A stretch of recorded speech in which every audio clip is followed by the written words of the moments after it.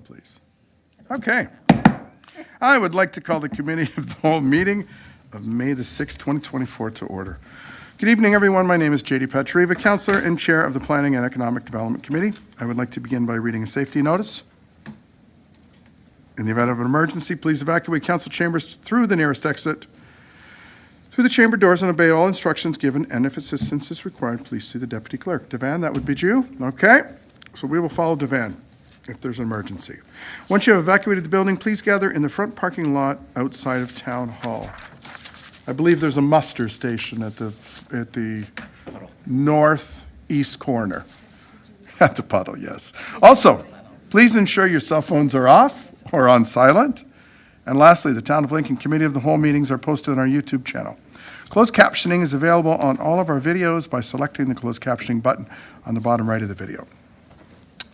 Roll call. Members of council are in attendance with regrets from Councillor Michaluk and Councillor Timmers. We also have staff in attendance in person and remotely. Are there any declarations of interest this evening? Okay. I see none. Do members have any amendments to the order of tonight's agenda? Okay.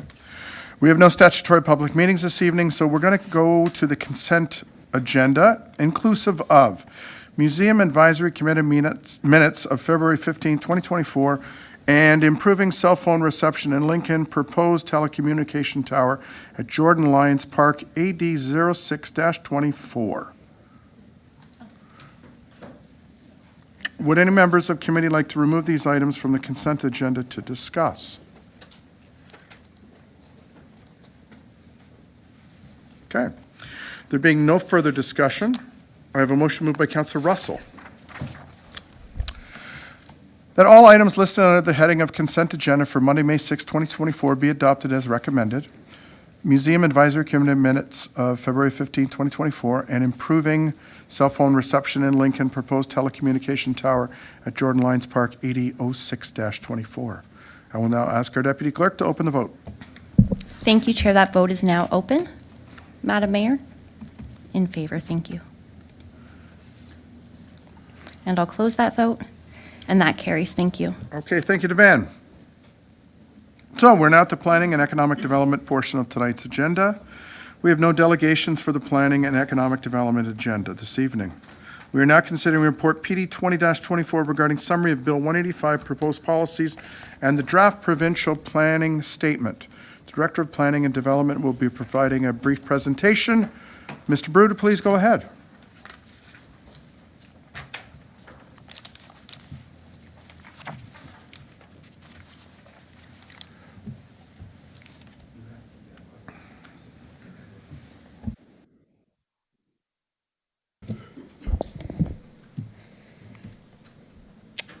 Good evening, members of council. I just wanted to provide a very brief overview of the latest along a series of provincial policy and legislation changes that spanned multiple years, the latest being Bill 185, and along with it, the draft provincial planning statement that have recently been released. All of that string of policy changes have been proposed by the province in an effort to increase housing supply in the province. So with that, we'll dive right in. The first one is Bill 185, Cutting Red Tape to Build More Homes Act in 2024. This really comes on the coattails of Bill 23 and some of the changes that were proposed there. The first one, or I'll back up for a second. So it was introduced on April 10th, and the comment period ends on May 12th. So it's a very tight turnaround. But again, it's part of the ongoing commitment to cut red tape and speed up government processes and build at least 1.5 million homes by 2031. Going into what some of the changes are, the first one being changes to who can appeal and when for planning applications. If council recall, this was initially proposed as part of Bill 23. It was proposed that zoning bylaw amendments, official plan amendments, all the way through down to minor variances and consents couldn't be appealed at all except by specified individuals and parties, that being, utility companies, in some cases governments, the province themselves, the minister and whatnot, but no longer, the public is no longer able to appeal decisions. Now, that was kind of backed off on at the time for Bill 23, and it only ended up going through for minor variances and Committee of Adjustment matters. But now, this is back in as proposed as part of Bill 185 that limits appeal rights for official plan amendment applications and zoning bylaw amendment applications. Pretty big implication just from the standpoint of as council makes decisions and then the appeal period occurring, there being very limited opportunity for a response during that appeal period. Again, another one that you'll recall was the Bill 109 provisions, which required planning staff to process planning applications faster.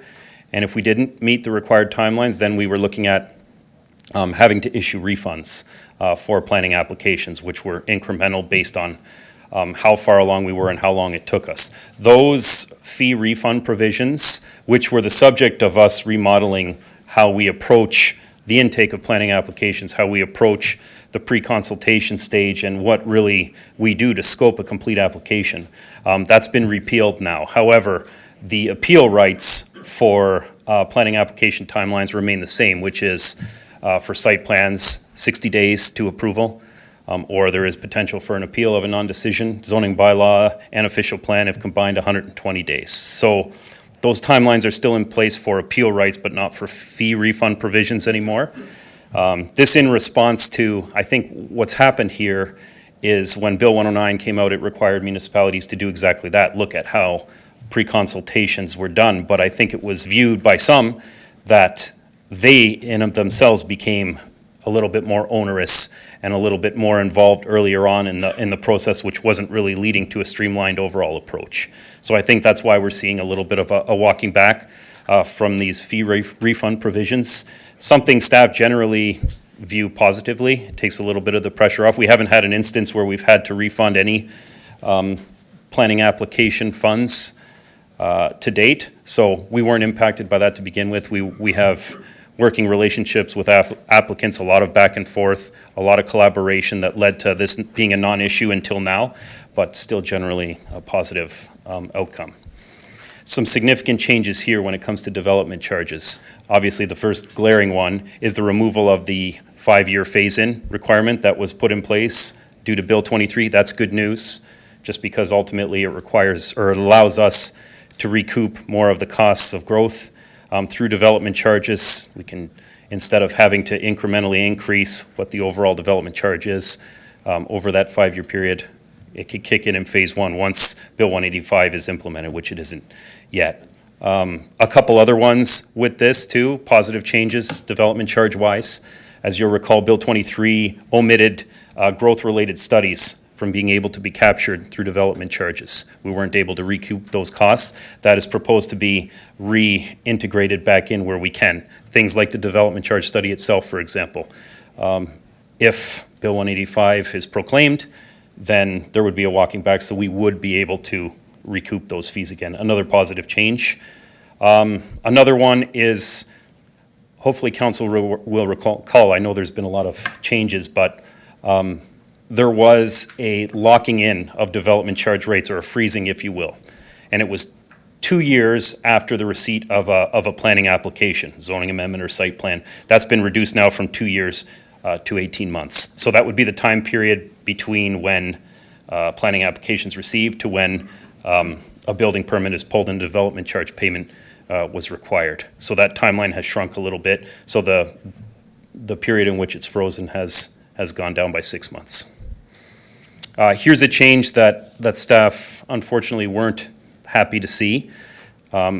Moving away from mandatory pre-consultations, making them more of a voluntary exercise.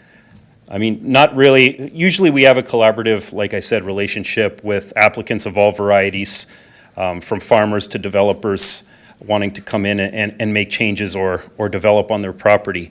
But really the purpose of the pre-consultations is for us to properly scope what's going to be required in the planning application stage. It allows us to be clear in what's needed to make an application complete and what's needed to move things through as quickly as possible. Otherwise, you get a lot of back and forth, a lot of unneeded dialogue in terms of what's required versus opinions of maybe what shouldn't be required. This way provided us with a good, clear way moving forward. And again, we had just refined that process in response to Bill 109 to really kind of finalize what our terms of reference are for all of our various reports to make sure all the required information's in there. And now there's a proposal to make these more voluntary. And on top of that, what comes with it is there's an opportunity now for a prospective applicant to challenge us if we, for example, determine an application to be incomplete.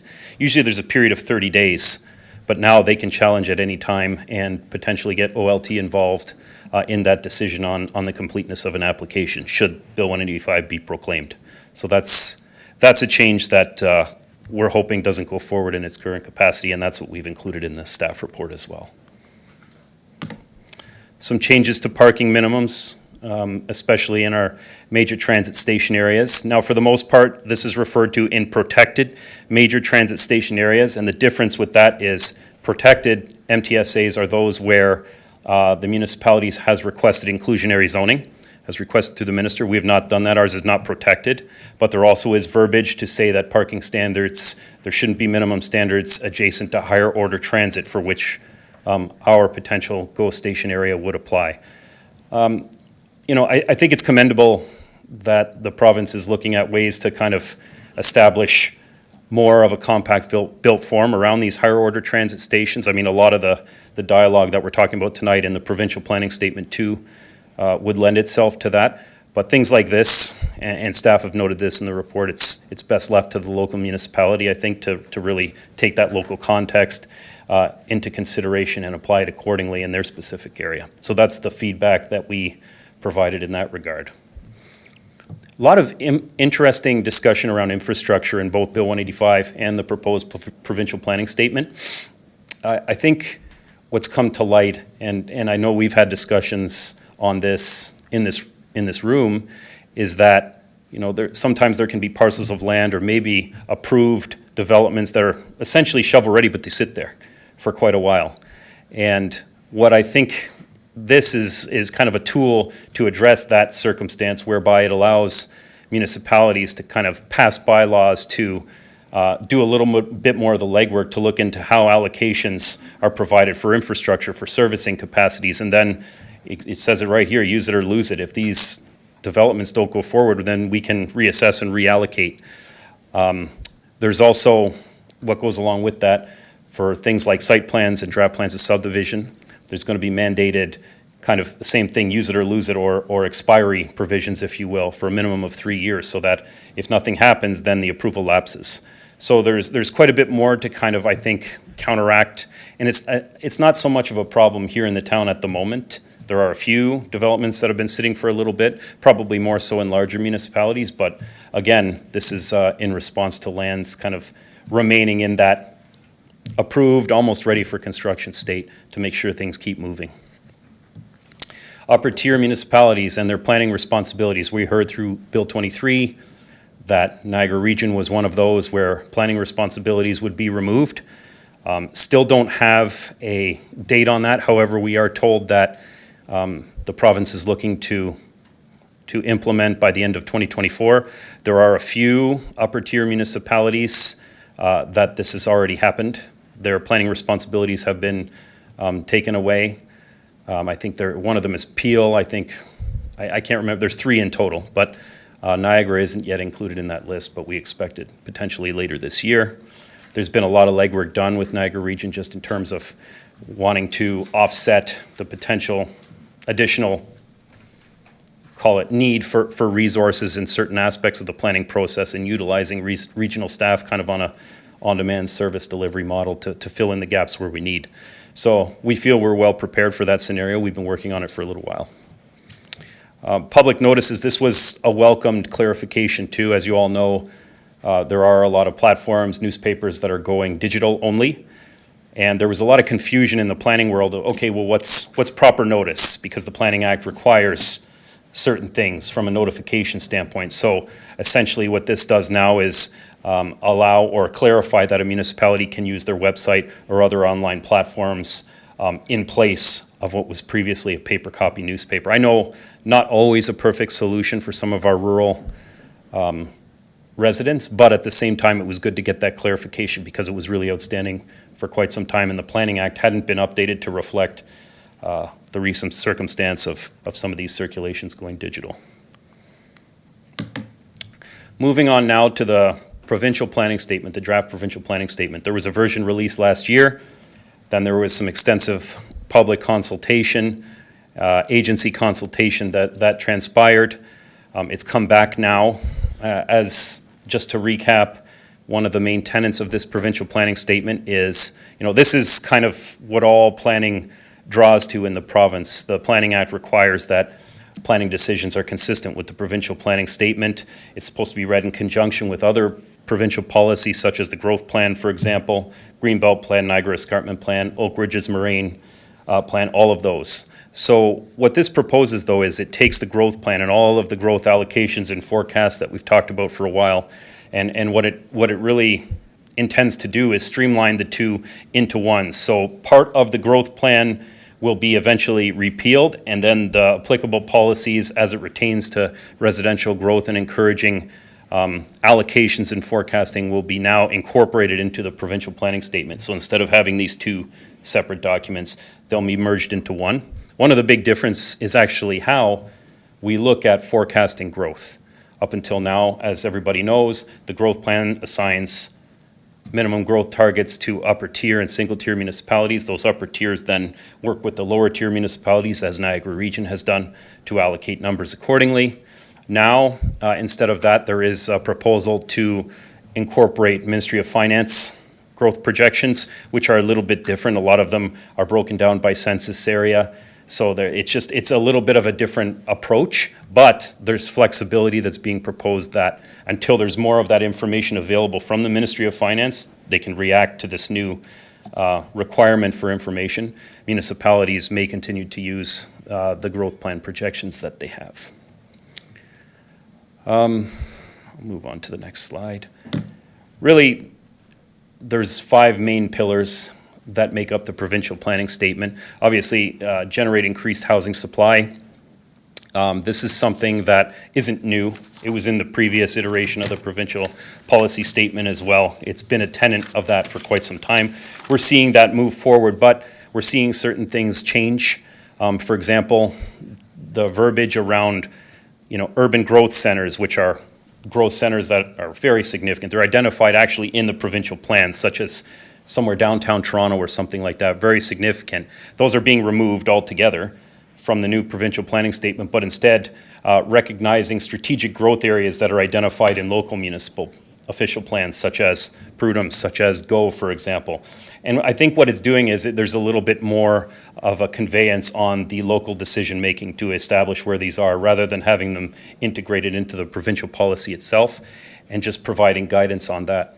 So that's a little bit more of a positive note, I think, because there's a little bit more ability for our local official plans. I mean, the legwork's been done anyways, but now the provincial policy is more in recognition of that. One of the welcome changes, there was some consternation around the potential to sever rural lots, not within the Greenbelt, but in the prime agricultural areas up to the south, up on top of the escarpment, into 3 different lots. That's been eliminated. That's no longer going forward. So a little bit of a walking back. I think there was quite a bit of input received, concern with respect to agricultural land fragmentation that could result. So that's been walked back. Making land available for development is another pillar. So one of the big things, it was in the previous draft of this updated provincial planning statement, and it remains, is requiring municipalities to protect for employment areas. So what it wants to do is kind of limit the amount of, I guess, and when we talk about employment, we're talking more about that industrial warehousing type employment. We're not talking about your smaller scale retail or some of your commercial buildings. We're talking about where there could be a conflict of land uses, right? A more sensitive land use such as residential, coupled with one of those forms of employment, and there being potential compatibility issues.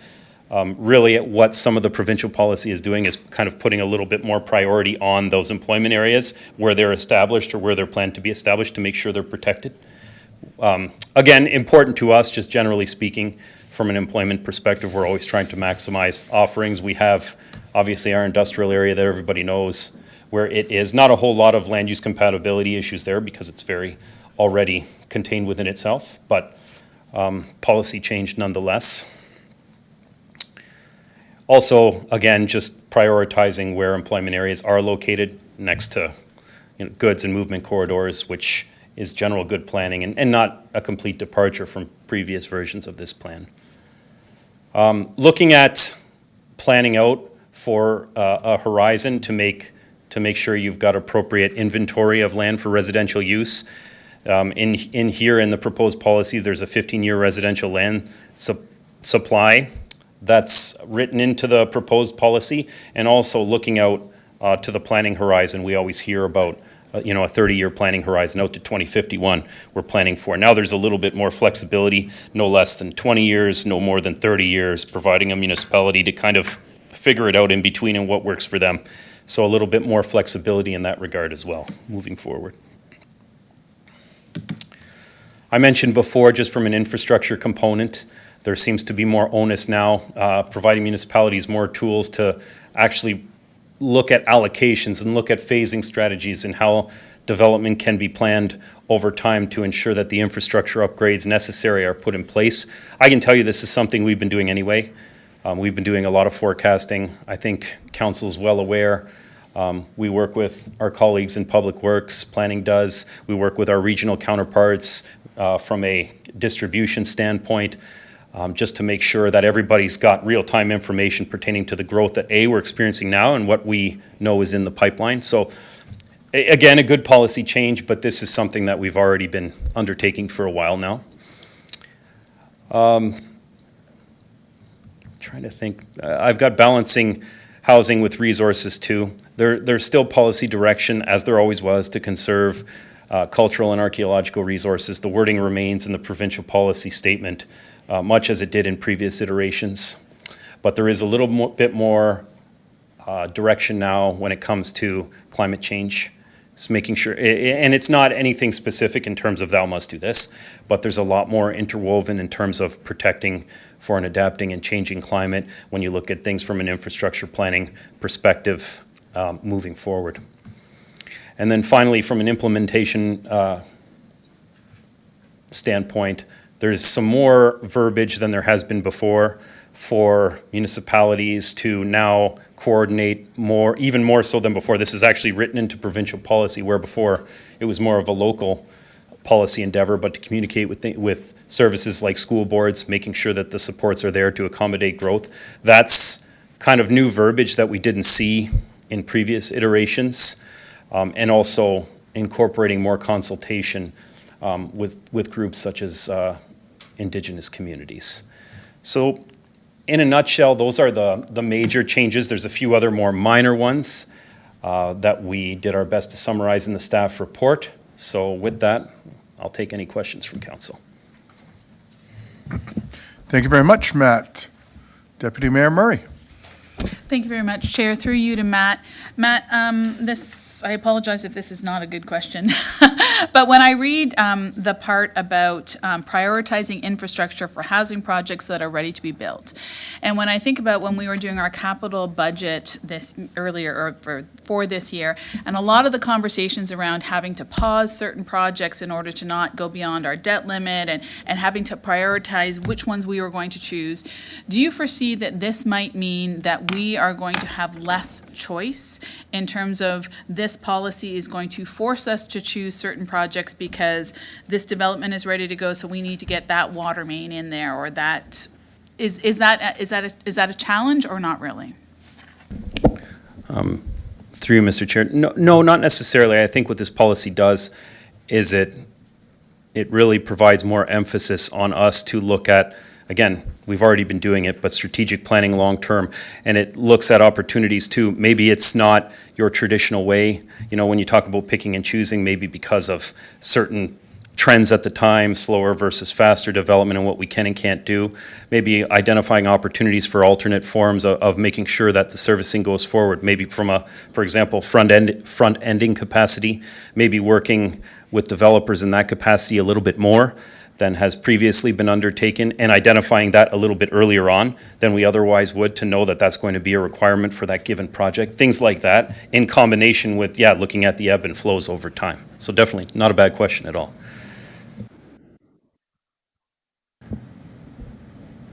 Okay. Thank you, Deputy Mayor Murray. Councillor Brunei, or yes, Councillor Brunei. Thank you, Chair. Through you to Mr. Bruder. So, Matt, you mentioned it in your slide on some of the proposed changes, and you mentioned that with regards to the pre-consultation meetings being proposed to be voluntary and not mandatory.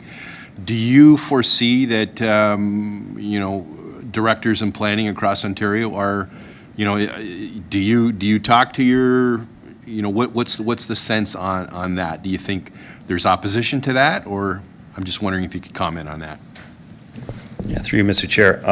Definitely, I already know that the region has also submitted commentary to their council, and they're worried too that, there's not going to be as much clarity in what constitutes a complete application, which could lead to inefficiencies at the start of the project. So, I've talked to a few colleagues as well from some of our lower tier colleagues, and the answer is yes. Nobody's really happy with that particular aspect. Pre-consultations are vital and important, and, just because now we've got this requirement eliminated for us to refund planning application fees doesn't mean we want to scope down pre-consultation. They really help. There might be a little bit more work at the outset, but they provide for a streamlined process after. And just a follow-up question to that, Chair. So that's great. Good to hear that, Matt. So is that something that you will follow up in writing to our local MPP to make sure that he is aware of our thoughts on that? Through you, Mr. Chair, absolutely, Councillor. Thank you, Chair. Thank you, Councillor Brunei. Councillor Russell. Thank you, Mr. Chair. Through you to Mr. Bruder. Similar to Councillor Murray's question about the infrastructure.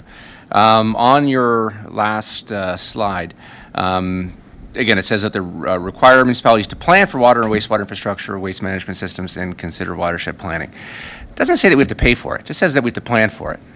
Has there been any more discussion about upper levels of government giving us funding or contributing in some way to some of those infrastructure costs that are going to burden a lot of those smaller municipalities that have a lot of things coming down the pipeline? No pun intended, but. Through you, Mr. Chair. I mean, maybe I'll defer to our CAO if he's got any additional commentary, but there has been some recent funding announcement, right, as they pertain to infrastructure, opportunities for funding that have become available, some streams that can be participated in, but I haven't heard anything in conjunction with these changes, unless our CAO has.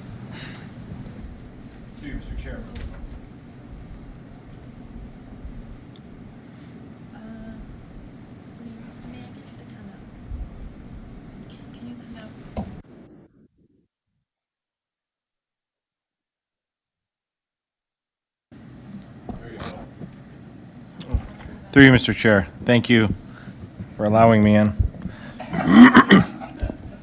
I think further to Director Bruder's comment, there were some conversations last week that I had with regional staff about programs that will be coming forward. Also, whose responsibility? I think a lot of what you're saying is where does that responsibility fall for water and wastewater? And I think the province is looking at that also much more seriously. And from what we're being told, I think, hopefully that's figured out. Something being experienced in places like Peel and other areas in terms of challenges with significant infrastructure to accommodate some of the housing numbers. So we anticipate more, no details. But I think, as Matt said, the province, we can no longer say they're going to make us whole because they've now addressed the issue around development charges. But we need to continue to advocate. We need to continue to lobby the province for these funding projects.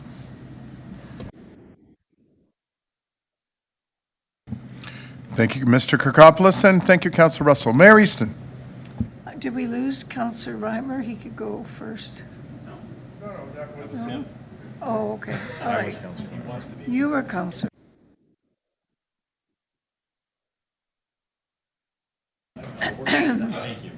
Okay, thanks very much, Mr. Chairman. So I actually think this is a good document. You know, they're finally getting down to the fine points on how we're going to go forward, and I think it's about time. So I want to talk about the Q&A because I'm hoping that we will be able to refine our public consultation process even further than it has been. So pre-consultation helps us to achieve some of that. And they're voluntary, but big projects and complex projects, I think it's certainly welcomed by the community. They're not giving us any rules, but again, are you seeing practices in other municipalities where they're looking at the Q&A, I'm talking about from the public in regard to an application. Are you seeing anything there that we should be adopting that would make the process a little less controversial? And I'm using the word controversial because the Q&A can be a litany of the same questions over and over again, they don't really change very much from one project to another.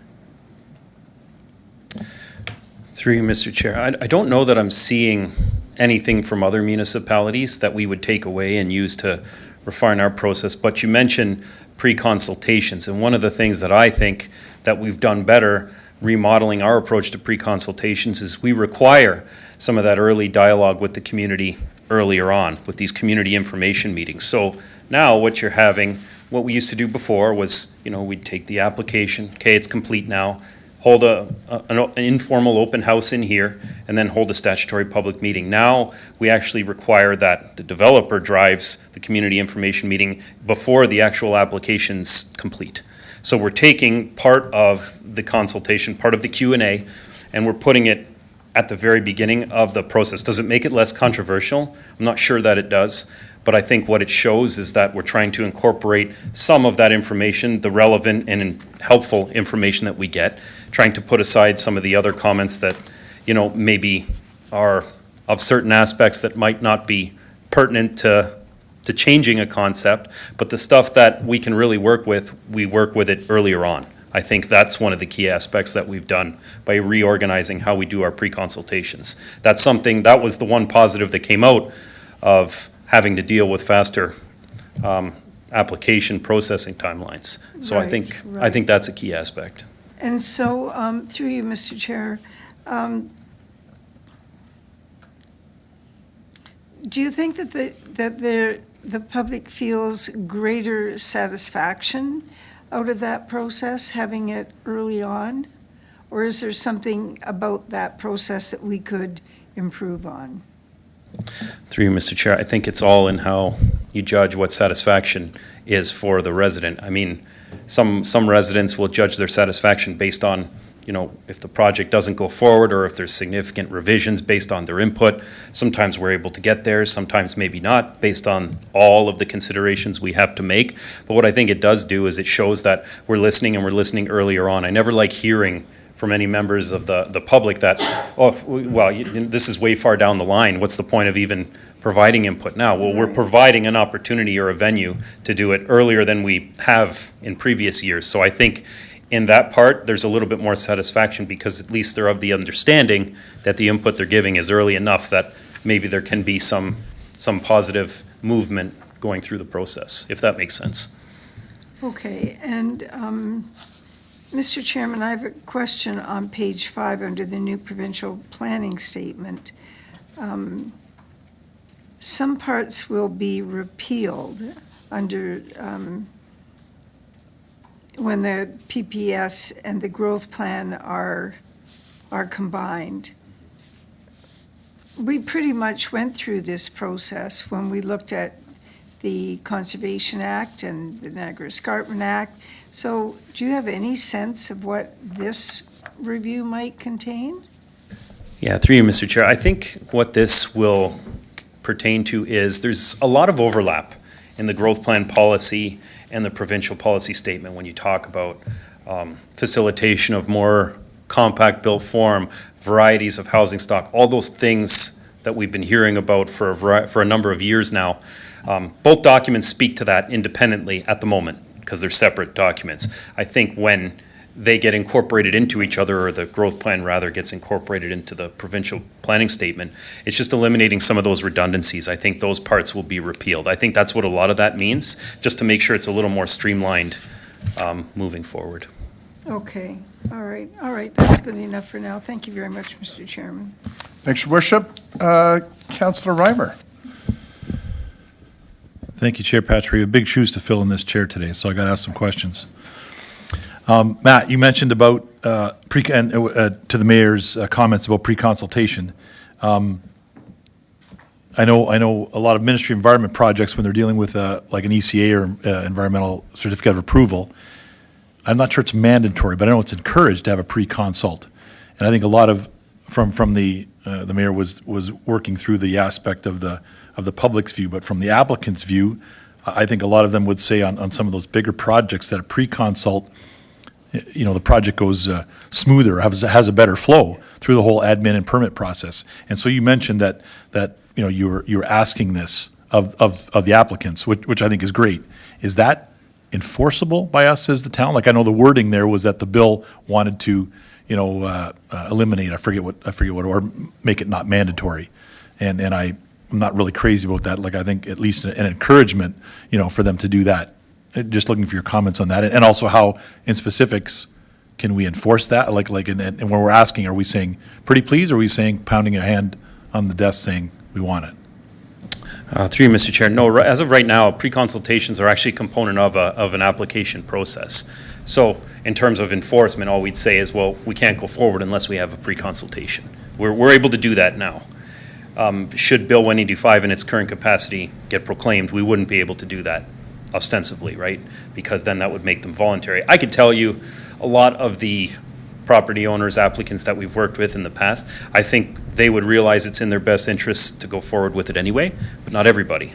And now there would be an avenue, not just to not do it, but then, well, what constitutes a complete application? Now you don't have as clear of a measuring stick, which comes out of the pre-consultation. Right. Our staff complete minutes of those meetings outlining, you're gonna need this for your application, X, Y, and Z. Without that, there's a little bit more ambiguity.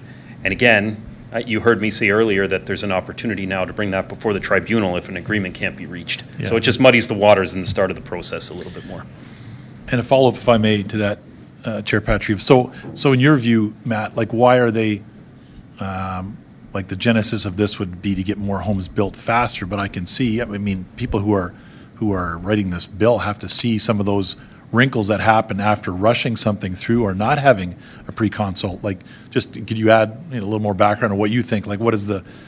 I realize that there's a possibility of it adding more upfront time, but I think it lessens, the greater degree issues that are going to happen along the way that will prevent the houses from being built. So, just looking for if you have a little more background on that. Through you, Chair. Through you, Mr. Chair, are you asking, Councillor, what the province might be, what their motivation might be behind something like that?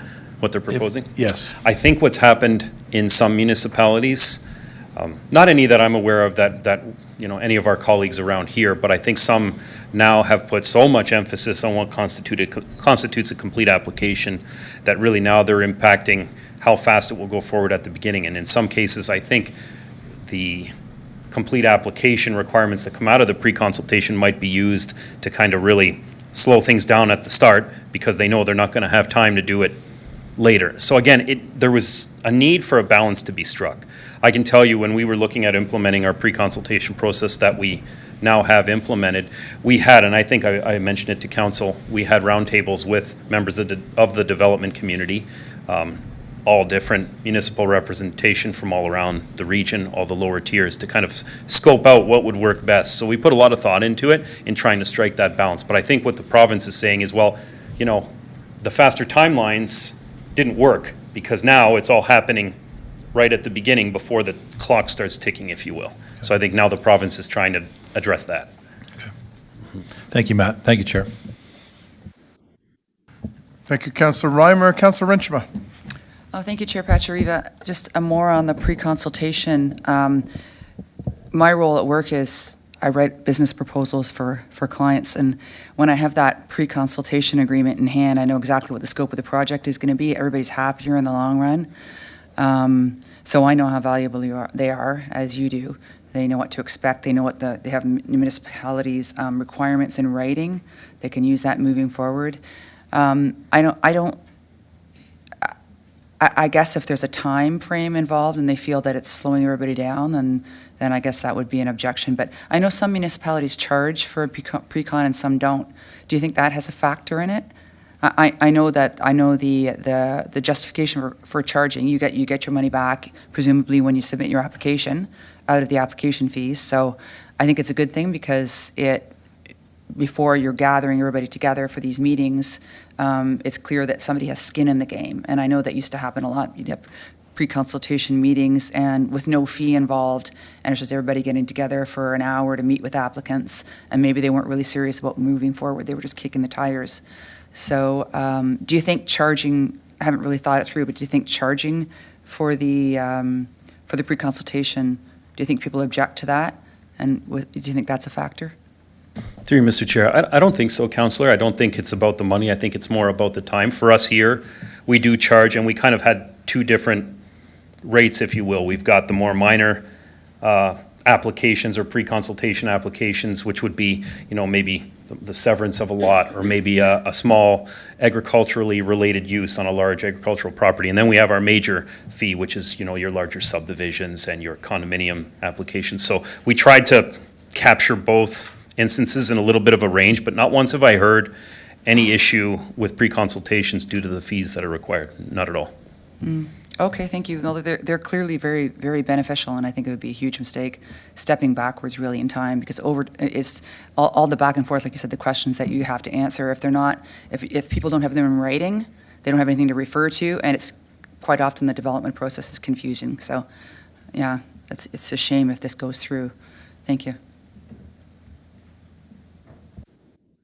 Thank you, Councillor. Thank you, Matt. Yeah, and that was my concern too, was on the pre-consultation. In essence, if it's not done and gone away, or like becomes voluntary, you could actually drag the process out, especially if they go to the LPAT, then you need hearing time. So I appreciate you putting comments in to say that it's not a good thing. So thank you very much. Thank you for your report. So there being no further discussion, I have a motion moved by Councillor Murray. The committee receive and file for information report PD 20-24 regarding Bill 185, Cutting Red Tape to Build More Homes Act 2024, and the draft provincial planning statement 2024, and the committee direct planning staff to submit comments regarding Bill 97 and the provincial planning statement, which are due to the province by May 10th, 2024. I will now ask our deputy clerk to open the vote. Thank you, Chair. That vote's now open.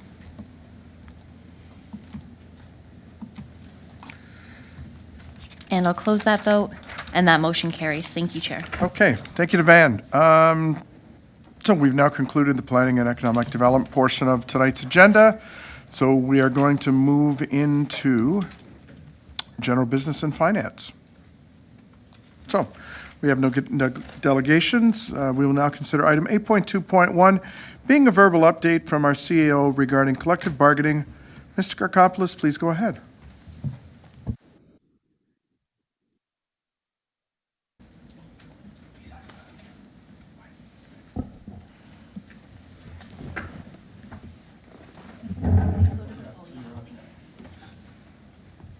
It's on my computer, though.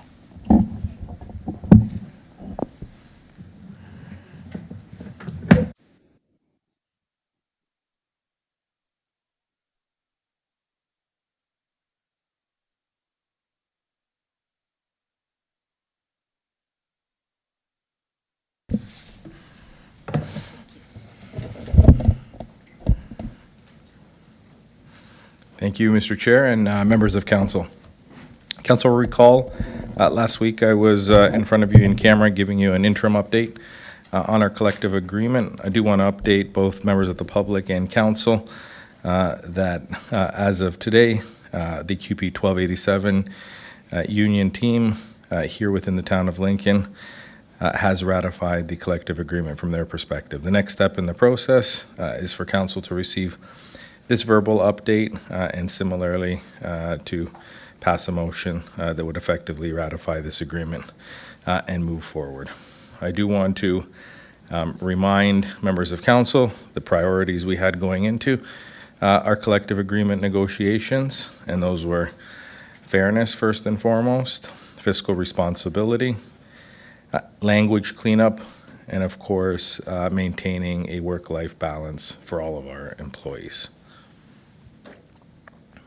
I want to take a moment to thank both sides because I think there were a lot of hours spent together. So I do want to thank QP 1287 and the leadership again, both within the town of Lincoln, but also the national representatives that sat on the negotiating committee for what again I think is reaching a fair agreement. Council and the public, probably from reading things, will understand or know the collective agreements within the region have landed somewhere in the 2.8 to 3% range, and some being a little bit higher outside of our region when looking at other QP agreements, whether they be teachers, whether they be other bargaining units. Overall, we agreed to a 4-year agreement at 11%. Which gives us an annual average increase of 2.75. We are the third municipality to go forward. So at this time, one of the lowest that have come forward. However, there still are a number of municipalities that will be looking to negotiate and reaching agreements.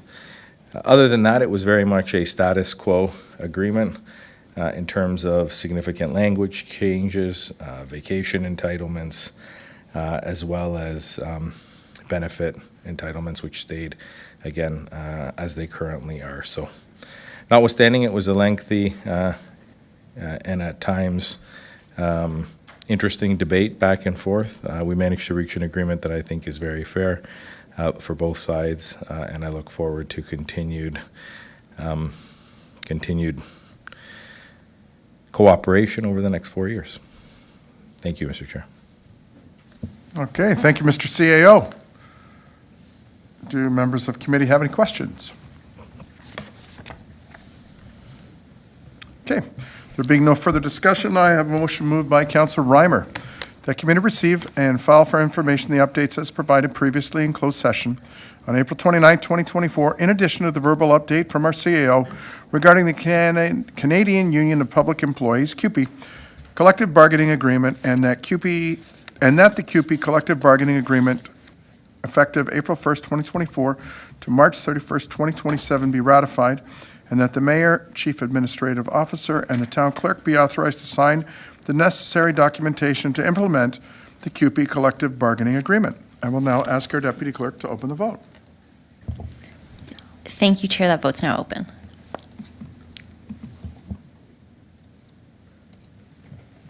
And I will close that vote, and that motion carries. Thank you, Chair. Okay, thank you very much, Devan. We will now consider item 8.2.2 being a memo from the Legislative Services / Clerks Department regarding appointment to the Niagara Regional Transportation Strategy Steering Committee. The Manager of Legislative Services / Deputy Clerk will provide comments on the appointment process. Devan, the floor is yours. Please go ahead. Thank you, Chair. As per the correspondence, members of council have been requested to appoint one council representative to Niagara Region's Transportation Strategy Steering Committee for the current term of council, which is until November 2026. The process for appointment will be as follows. Please raise your hand if you are interested in being appointed to this committee and wait to be called upon by the chair to speak. Once called, you can state your comments.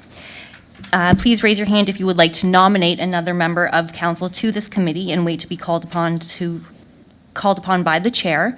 Once you are called upon by the chair, you're going to state the nomination for that member, and I will ask that member who is nominated by another member of council if they wish to accept that nomination. If they don't, we will move on. If they do, we will note that nomination. Once we hear from all of those who are interested, we will then vote in order of received nomination. So with that, Chair, I will open the floor to members of council should they be interested to nominate themselves or another member of council.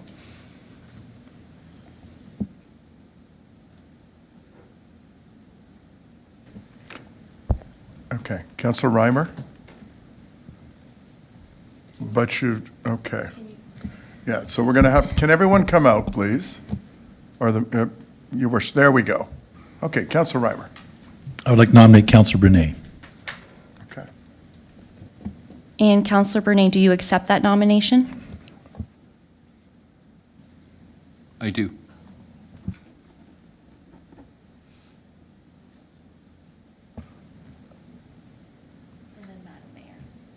But, yes. Madam Mayor, are you? No. Okay. I was going to make a comment about commitment, but it's not appropriate. Okay. Thank you for that. With that being said, are there any other nominations? Okay, I am seeing none, and with that, Chair, I'd like to move forward with the vote if you're okay with that. I am okay with that. Perfect.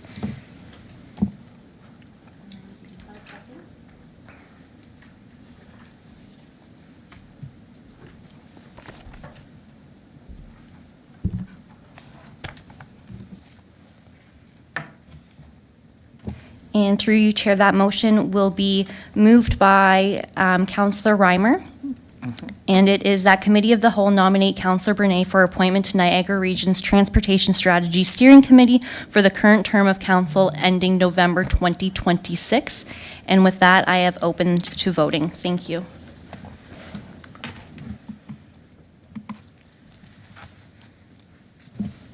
And I will close that vote, and that motion carries. Thank you. Okay.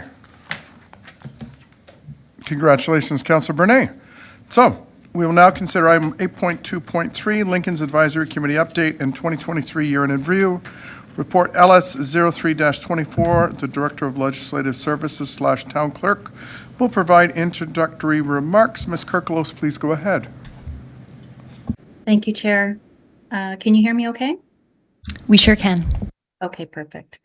Tonight is a report before council to update you and highlight the importance of engagement within the community.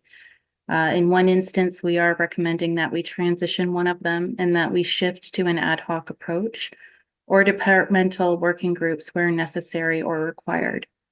As council is aware, we have done this successfully in other areas.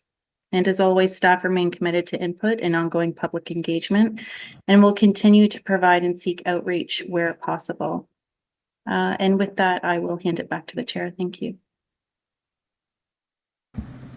Okay, thank you, Julie. Do members of committee have any questions?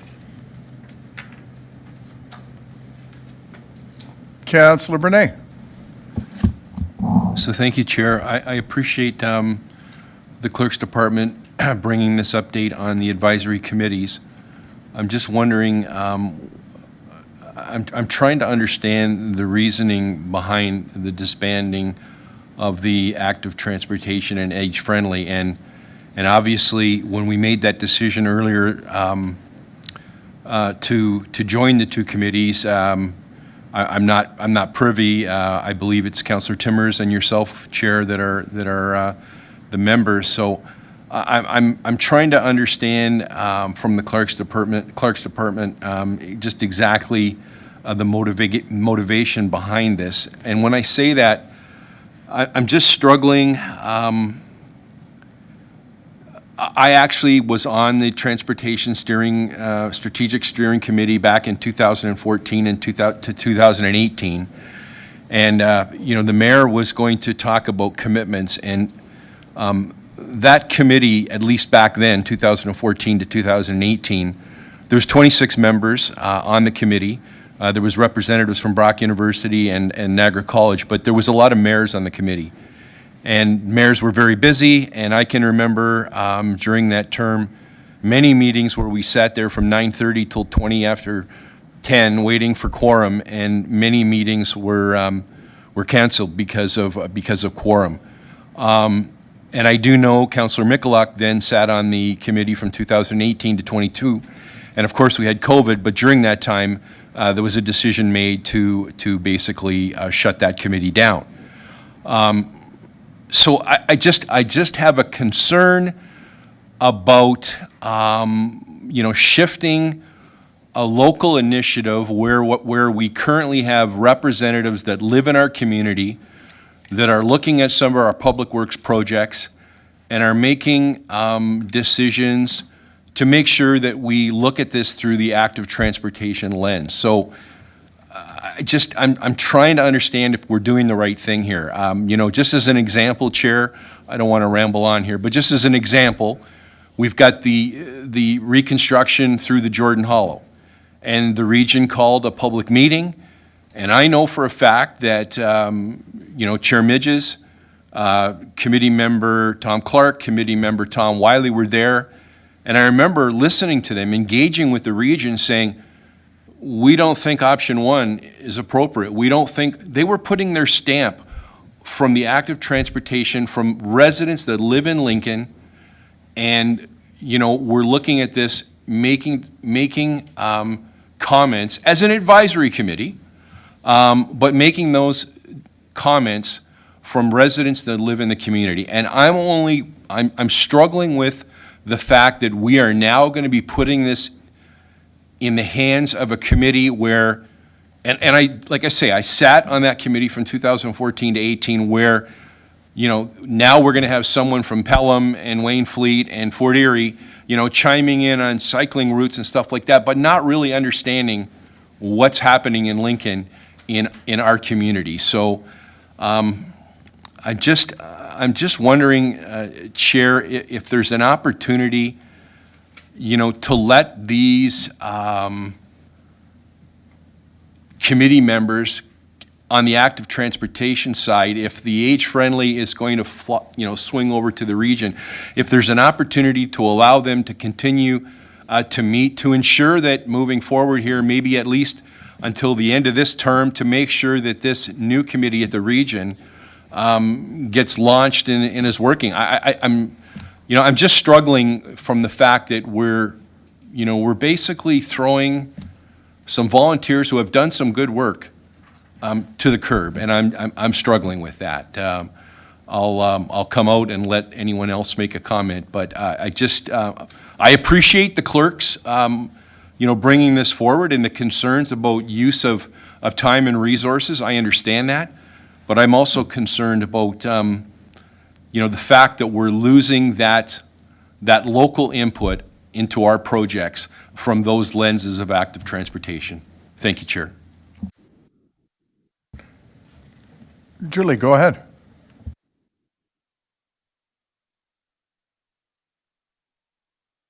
Through you, Chair, to the counselor. So I appreciate all those comments, Counselor, and I can appreciate where you're coming from on behalf of those volunteers. And let me assure you that never is this an easy decision to come to terms with. So, we take all of that into consideration.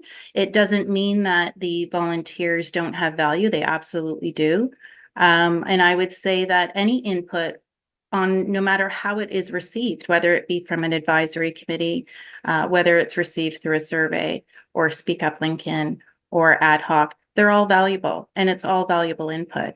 I would say that, Councillor, as you are now the newly appointed person to sit on this regional committee, it's your voice that we're going to really, hope that you advocate for Lincoln, and which I know that you will as a strong supporter of active transportation.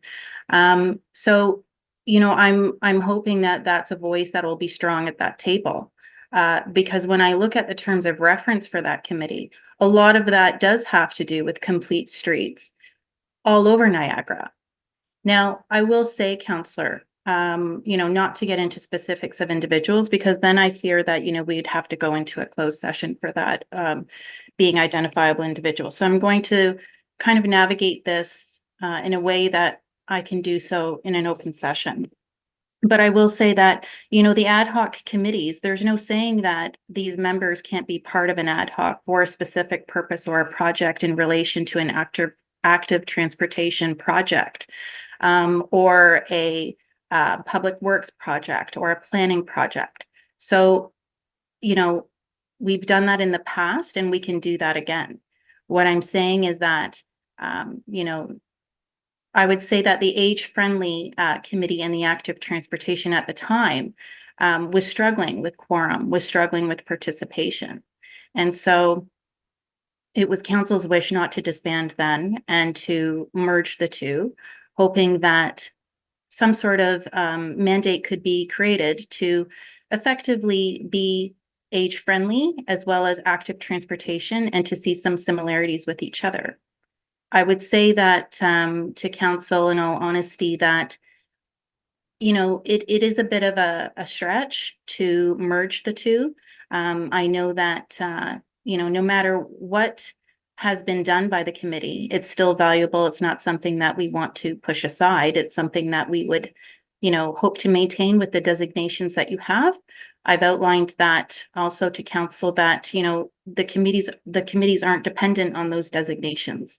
And so while I understand the optics, while I understand the valuable members around the table, you know, it comes to a point where we have to make a decision whether or not we're going to continue in the same way or whether we take a look at things and move on into or transition to ad hoc committees for a specific purpose or project that I previously mentioned.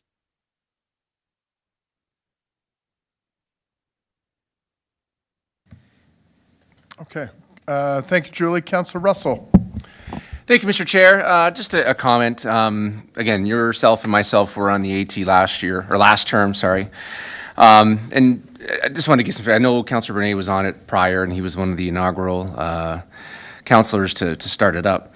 One thing that I noticed last term was that as the term progressed, you really did see a difference in what staff were bringing to the table when they were doing project evaluation. They were bringing projects to us for consultation. And that a lot of those AT attributes were already part of it. And there wasn't much for the AT to comment on it other than like, wow, great job. And like the AT committee definitely did bring a lot of value, and there's a lot of experience and a lot of great people. Like I miss actually not having some of the contact with some of those folks because they were great, and hopefully they're watching now and they can send an email and say hello. But again, it was one of those things where you could really see that staff do such a great job, Dave and his team and Walter, in working and using that, putting that AT lens on their projects, that there wasn't a whole lot for the AT to comment on. That's why even when we talked about this the last go around in 2023, I was kind of like, well, you know what? I don't necessarily know if there is that value to have it on a monthly basis, because our meetings became quicker and quicker, and they weren't as valuable as the term went on. And it was just one of those things where you could see, again, staff, Devan was on the committee, and she put a lot of work into a lot of the events, especially the slow roll, and her team. And it's one of those things where, is it the best use of staff time, especially after hours, if it's more of a social get-together as opposed to actually getting work done. And maybe to your point on the regional side, maybe there are projects that do need that regional lens, and if it does go ad hoc, that some of these committee members will still be around to give their expertise on projects and some insights. But I just don't know if on a regular basis there is that value that is provided where you can keep it going. That's where when I saw the report, I was kind of like, yeah, it makes sense to me, but just my 2 cents. So was there a question in that, Councillor Russell? Just that I want Tom Clark and Tom Wiley to email me. Okay, hopefully they will, but the fear is, yes. Okay, Mr. Kirkopoulos. Thank you, Mr. Chair. I didn't realize I was next. I think, so, good conversation, good discussion, and I think the conversation needs to ensue. We are in council's hands. Maybe picking up on what Councillor Russell says, and I know Director Graham and I had this conversation today, and it is a bit bittersweet if I think about active transportation in terms of what's been accomplished, both by past councils, but as well by past committees, and even this committee from an AT perspective. So I think we just need to be cognizant of that. AT is a regular business now for the town of Lincoln. It is a lens, and you were leading that, Councillor Brunet, others that have been here for a number of years, at least since I've been here. You've hammered this as an important element of every project that we look at, that we assess, from Rittenhouse Road to Green Lane to other projects that we've got in front of us. So the TMP, ATS, the improvements we've made on public engagement, and sharing up AT-related information. So I think those are good points. Those are things that we're incorporating. So I think maybe what gets lost is the ad hoc committee works well. Councillor Brunet and I sit on one with Director Bruder on the tree canopy. I can tell you it is an engaged group that is doing work, that is buckling down, that is helping write policy, because they've got a very specific task in front of them. So I find sometimes if you give community members a task, they come up with phenomenal things. Liz Benyon, Jane, others in the community that are incredibly engaged have come up with some great work, and staff's there to supplement and help. And there's a lot of, okay, you do this, you do that. And you've got the community telling us what they want us to do on these things, but they're also doing the work. So I had those comments. I'll listen to the rest of the questions council may have, but I just wanted to offer those. Okay, thank you, Mr. CAO. Deputy Mayor Murray. Thank you very much, Chair.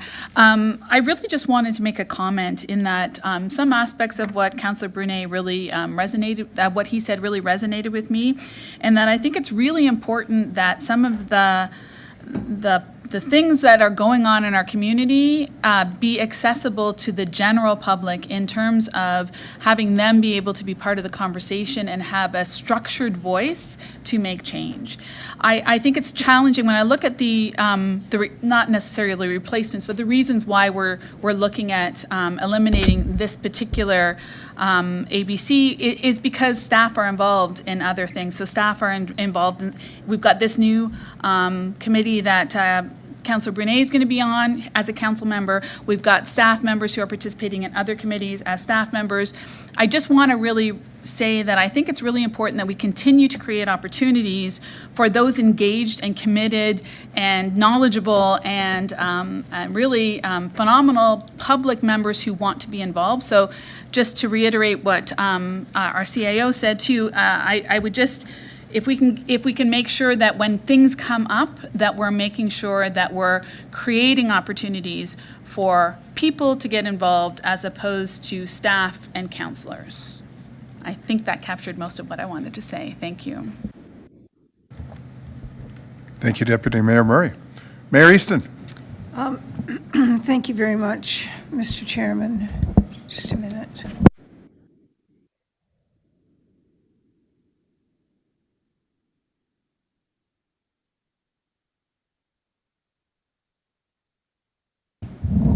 Okay, all right. I think we should look at transportation, Mr. Chairman, as a real success story, because I don't think active transportation is ever going to be invisible in Lincoln because of the great work that was done. So I spoke briefly, and I asked the chair a question beforehand, because I was hoping that we wouldn't allow ourselves to become afraid of change because we've had these great successes. So, Mr. Chairman, my question really is, if we looked at the successes that we've had, and it's not just the ad hoc committee per se, but if you look at the success within community services and the impact on youth, and you look at what's happening right now in terms of pickleball, and now, we've got this group, we'll never get them to quieten down because they know what they want. And so if we started to ask ourselves questions about what would the priorities be, and we consulted the community on priorities, I would feel much more satisfied about making a change to get a better result. And I agree with Councillor Murray. We don't want to lose this opportunity, but we want to be genuine about what this opportunity means to the public. We're not just patting them on the head, oh, come and join us. That's not the idea. There's a lot of very hard work that could be done. So I would like to, before we made a decision, I won't be able to make this motion now, but before we make a final decision tonight, I'd really like to see what a list would look like. It doesn't have to be, you know, grandiose, but how would we deal with youth? How would we deal with age-friendly? I mean, if you look at what's happening in Thorold, you would think that age-friendly was the most important focus of that entire community. So why don't we have a big list? Maybe we would if we started to ask people. We've got great programming that comes out of the senior center. The seniors building, however, I chaired the committee to build that building. That's a long time ago. So what do we need to talk about there? No different than the Jordan Park. You know, there's a lot of subject matter out there. And tomorrow, Mr. Chairman, so that's really my question, just in case you're wondering. But tomorrow is public health, and public health has an item around safe community grants. And just listen to some of these topics. If these aren't on a list somewhere in Lincoln, we're really missing the boat. One of them is around community addiction. Another one is around children and developmental services. Crime Stoppers, we see them once a year. Family and Children's Services. You know, what do all of these mean to us? We've got Rotary out there examining where they need to put their money for the future. So what are those priorities? And they're out actually doing a study on this. The future for Black females, it comes under an Empower Youth program. Strengthening families, Indigenous youth employment. These are all things that are not in our faces every day, but they could very well be on a list of priorities. And then who would come out of the woodwork? You know, right now we're dealing essentially with the same people. So my question would be, how can we formulate a motion that would cause us and others to have some input into what those headings would look like, what those priorities would be, and then we could see how we could put some value on them and determine which ones we need to start working on. Then I think we'll get some energy going in the community. At least that would be my ideal. Thank you. Mr. CAO, are you going to, because or Julie, there was a question in there, so who's going to answer that question? Julie start, and if you need me, Okay. I can, Okay, go ahead, Julie. sorry, I wasn't sure if the CIO was going to start or me, but so I would say, you know, I understand what the mayor is saying before we make a decision tonight, based on some comments made by her. I would say that, you know, you want to know what the priorities are. I would say that, you know, the council priorities are what the priorities are. And, you know, some of that is budget driven and budget approved. I would say that, you know, one of them is health and safety. You know, just to pick one out that I can speak to now.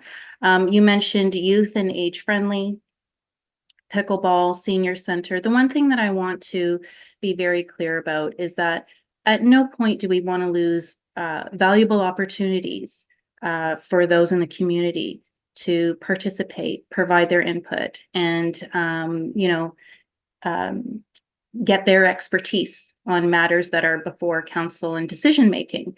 The one thing that I can say is that through the Diversity, Equity, and Inclusion Committee with the local area municipalities, a lot of the age-friendly components are mixed in with that committee and their mandate. And so myself, you know, I'm sit on that, as well as HR.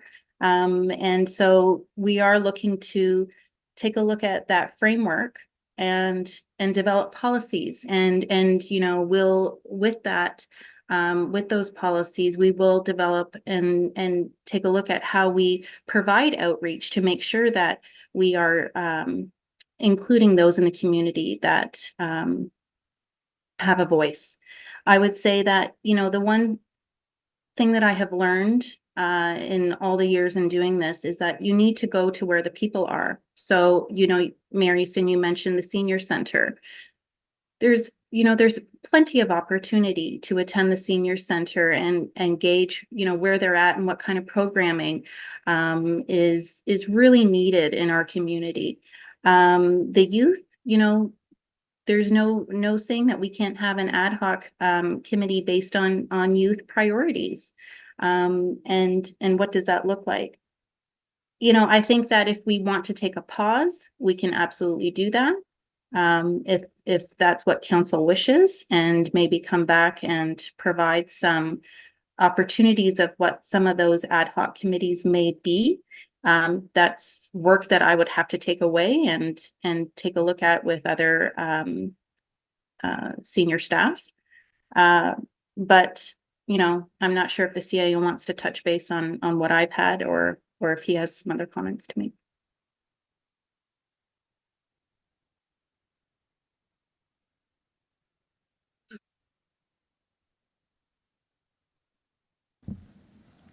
Thank you, Mr. Chair, and maybe I'll go to the podium. I saw you gesture for me to go up there if there are going to be more questions. I was going to go, I think, where, you know, where our clerk went. Let's hear the rest of the questions, but if council wants to take a pause on the committee and allow us maybe to go have some more conversations, I do think focused work is better. And I think we're all on the same page. I think collectively, both council, the clerk's department, and all senior staff are on the same page. We want to make sure that our community feels engaged, but we want to make sure that that engagement is focused, because community members get frustrated if we're just going out and having the same conversations. So if we talk about 8 to 80, I know there's a number of things we're doing with Civic Connect for youth. When we talk about some of our seniors population, the 55 plus, pickleball seems to be a very hot topic. I know I did commit to the pickleball group, that I've got an idea that we may be looking at how we can address this with them, potentially looking at BDSS if and when we're in that position, which may happen sooner rather than later. So we're going through an exercise from a staff perspective, and I'm probably getting ahead of myself, to cost out what that may look like in terms of just having some extra students available or changing some shifts to address that, and maybe doing some painting of lines in some of the facilities we currently have. So those types of, I think, very specific projects where we engage people and get them talking about things, I think is what we collectively mean. We talk about the Rotary doing their bike event. I know we do a bike event. Is there a chance to merge those things and do something together? If you look again on the transportation side, are there things that we need to be just a little bit more focused on so that everybody feels they're contributing to something? I go back to our urban tree canopy working group. There's an excitement with that group because they see very tangible results. And I think sometimes when we meet and there isn't results coming quickly, not everybody is patient as we are, you sometimes get that frustration. So I think if council's purview is that we take a pause on the committee and allow us to have some of those conversations with the chair and maybe a few others on the committee, but really come back with something much more focused in terms of the work that we want to do. So I leave that in council's hands. Yeah, thank you very much. And I think, and maybe I should go to Deputy Mayor Murray to take the chair for a minute so I can provide comments, being the other council member on that. So, Anna, would you? Absolutely. Please Okay. go ahead. Thank you. You're lovely. And I think the crux of it is again the process. You know, it's a year-end report about the ABCs, and we find out the disbandment or the change. What should have taken place is a discussion with that group to say, this is what we think. I don't think it's fair that they read it in a report. And, you know, I was on the steering committee at the region from 2010 to 2014. And yeah, Councilor Bernay was right. Like, you would wait for the various people to come and active transportation, one of their focuses is the Greater Niagara Circle route. And I said time and time and time again, could we not have a linkage to the Greenbelt route? Could we not have a linkage to the Waterfront Trail? But that is so centered on St. Catharines, Welland, Thorold, Port Colborne, that it was always missed. And Councillor Bernay had mentioned that. Sure, it's a regional committee, but we need to look at what we're doing here. Ad hoc committees, I see, and I can be corrected, and if I'm wrong, are static, right? They look at a very small thing, have a report, and come back. Advisory committees are active. They look for opportunities. It says right here, they offer expertise and perspective. We've been able to gain that. Like, when Councillor Bernay and I, jumped in, Mayor Easton, you gave us your blessing that we started this active transportation, and staff was not looking through complete streets or multi-use trails or any of that. And one of the giant feathers in our cap was the bronze cycling designation, a provincial designation that we attained. So, and I know that one of the check boxes is you need a committee. Would an ad hoc work, or is advisory necessary? These are some of the things that a pause would allow us to do, is to go back and look and see, are we jeopardizing ourselves? And, maybe if the benefits of the, I'm drawing a blank, age-friendly are garnered through this regional committee, and I think it would be important on this equity, diversion, and inclusion committee that Councillor Timmers, who was a vital member in doing the designation for the age-friendly, be a part of that, because we've not really heard anything coming out of that, per se. And I just worry that the way it's done now, that you go to the committee members, and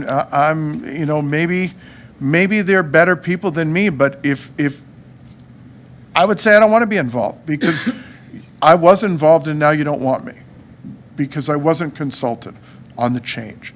And I think there needs to be some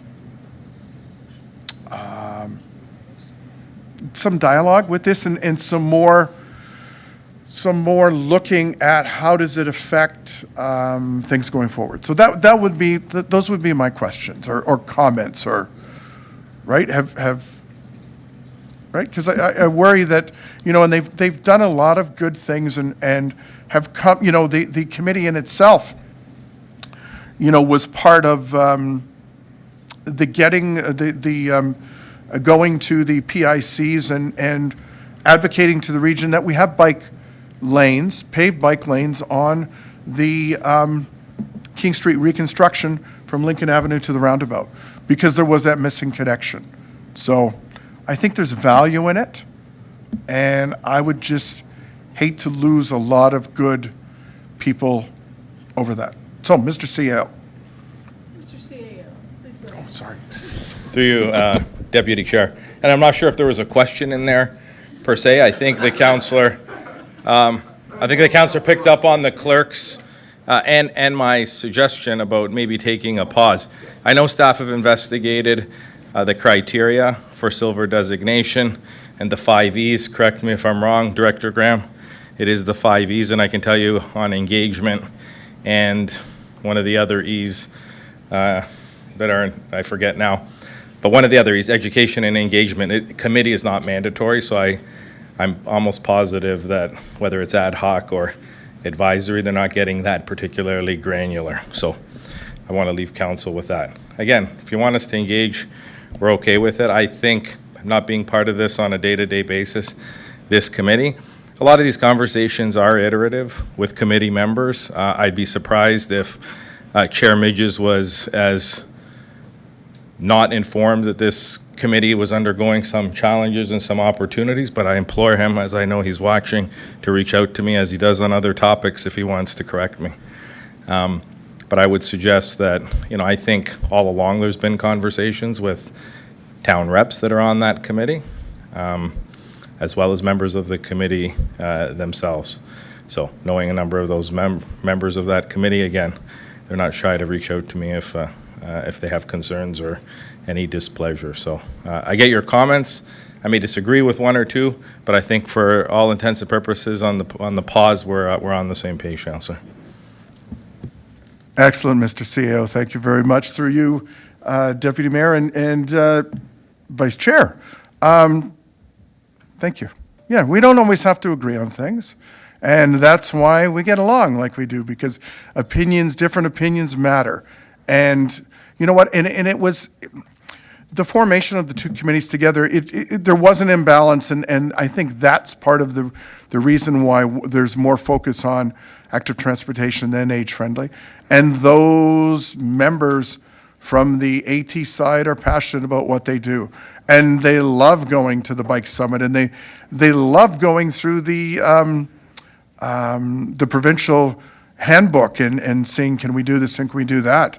And, out of it, the Conkle Creek came through it, and the multi-use trail on Green Lane, which is coming. And I just don't want to lose sight of the good things that are coming. So continued dialogue, Mr. CEO. I look forward to it. And I know there's a number of ways I can get you at very good times. Over to you. Thank you. Okay, so I'm back. Councillor Bernay. Yeah, so through you, Chair. So, I really appreciate the conversation from everyone's perspective.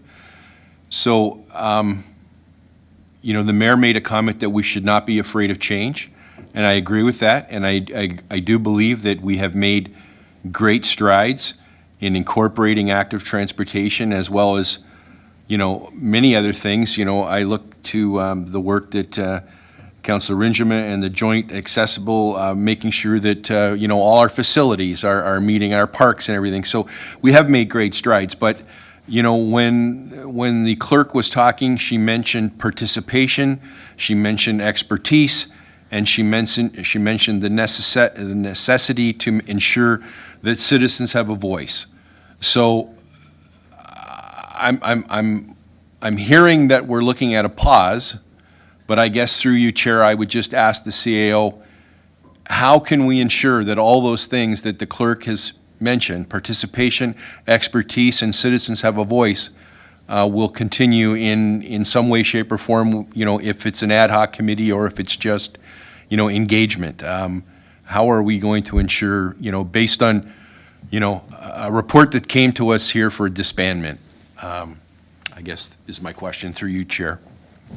Through you, Mr. Chair. So I think it's a good question, Councillor, in terms of how do we ensure it happens. I can commit to you on behalf of our entire senior team that it's going to continue to happen, that it's been incorporated just into how we do our business in terms of each project. There's an engagement lens. There's the lenses of the social determinants of health that previously council had incorporated. And if you look at our strategic plan projects as they relate to active transportation, as they relate to 8 to 80, as they relate to youth, are all incorporated in there. So even if we didn't want to, let's hypothetically suggest we didn't want to engage or we didn't want to talk about these topics. Council has approved a strategic plan, co-created with staff, but council's strategic plan where you direct us and you hold us accountable to those things. I can tell you it's not how we function, though, and I think those are important topics. I think about one of the most significant decisions we will likely have in front of us in terms of BDSS and other things that absolutely will incorporate some form of looking at our seniors, looking at our youth, looking at affordable housing, looking at a number of other topics that are also priorities for council. And so there will be an amalgam of all that work that we look into. And so I can assure members of council that a pause doesn't mean, or a disbanding, and I think maybe there's a negative inference when we say disbanding. I think, again, let's figure out how we make it focused on the things that are important. I can tell you, in my experience in engaging with residents and in talking to residents, they want something to do. They want to see actual tangible results. And so for me, how do we do that? Again, I use the ad hoc committee that you and I are a part of. It allows us to be nimble when we have a committee that isn't as structured, maybe as a advisory committee or a committee of council. A committee of council means a lot of formalities like this, a lot of notification like this, versus pulling a group of 7 or 8 together, sitting around a table and tackling issues. So I think that's what's made us nimble and allowed us to bring a policy document forward in fairly short order, where typically those things would probably take us a year long. So that's my long answer to say you have a commitment from me and the senior team that it's going to remain a priority and we're going to continue to engage. But also you have policy documents that you've approved at the beginning of this term that you will hold us accountable for as well. Thank you, Chair. Thank you, Mr. CEO. Thank you, Councillor Bernay. Mayor Easton.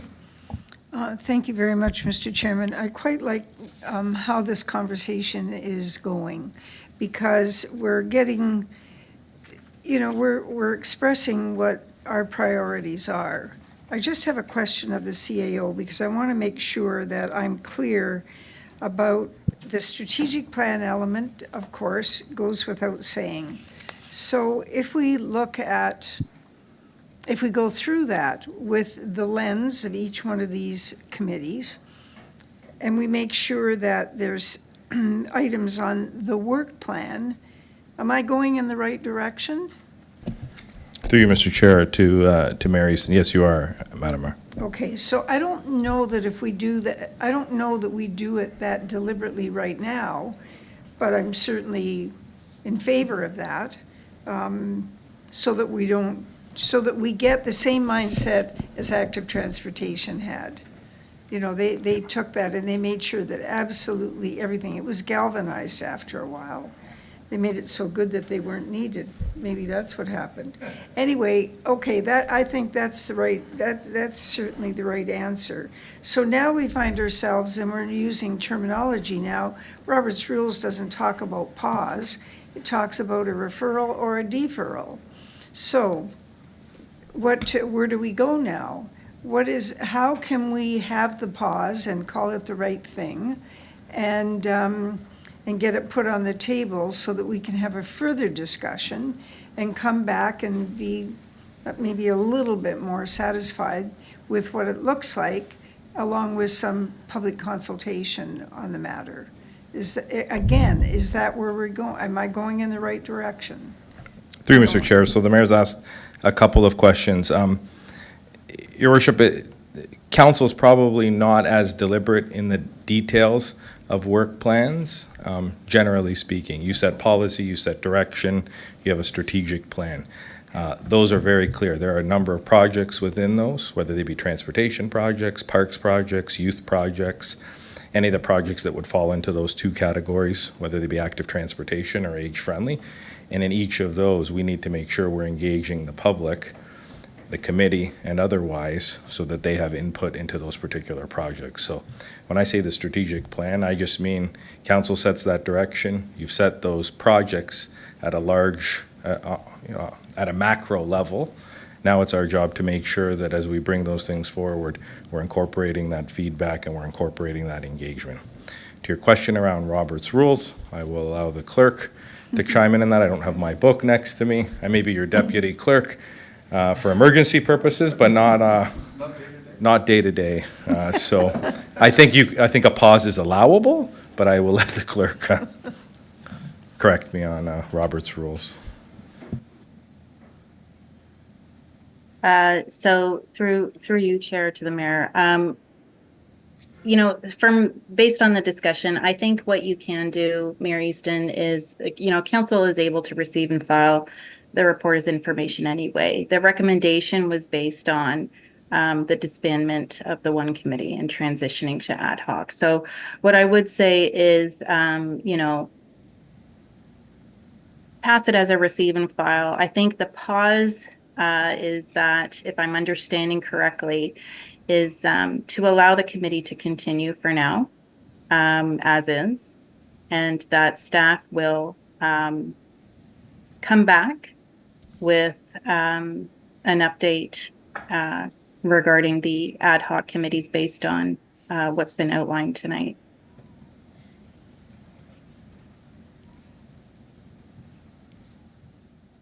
I think the pause was related to the disbandment, if I understand correctly. But if there's still business to continue as is until we come back with some further information. Your worship, your, And so, yes, thank you, Mr. Chairman. And so the further information is about what, Mr. Chairman? Right, so as you and other members of council have outlined, as well as the CAO, based on the strategic priorities, the council priorities, and what those ad hoc committees may be taking a look at, and we can come back with some recommendations. Okay. Okay. Do we need to have a formal motion, Mr. Chairman? yes, I think we do. So we've got the first part in the motion, and then I'm looking at the deputy clerk to craft something instead of the bottom part after the and. Devan?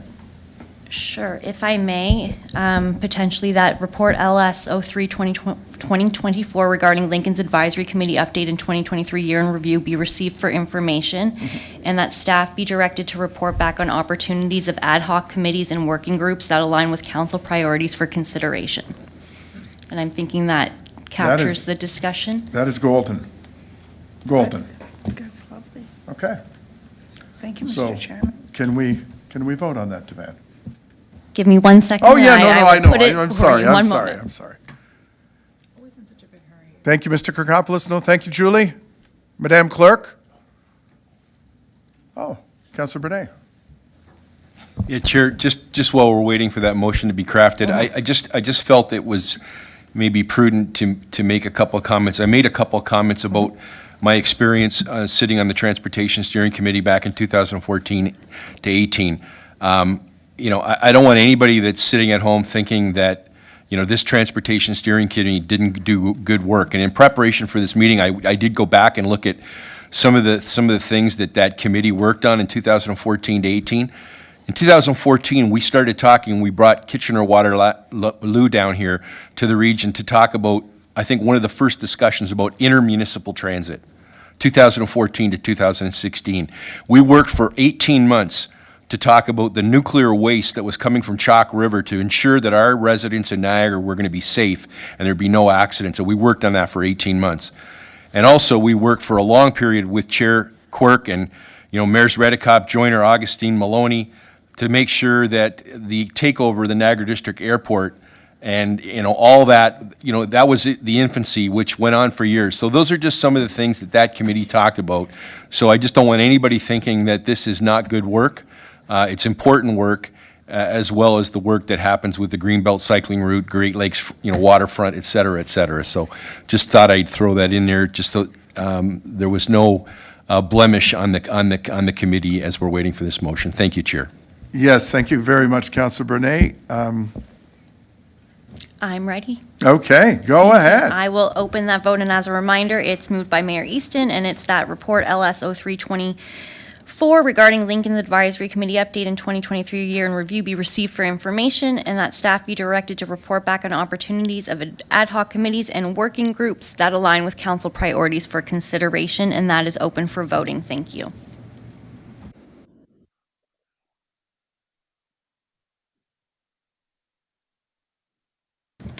And that motion carries. Thank you. Fantastic, thank you, Devan. As there are no items for the Community Services and Infrastructure Committee agenda tonight, we have no confidential items. Do we have any committee remarks? Okay, there being no further business, I call this meeting adjourned at 7:40.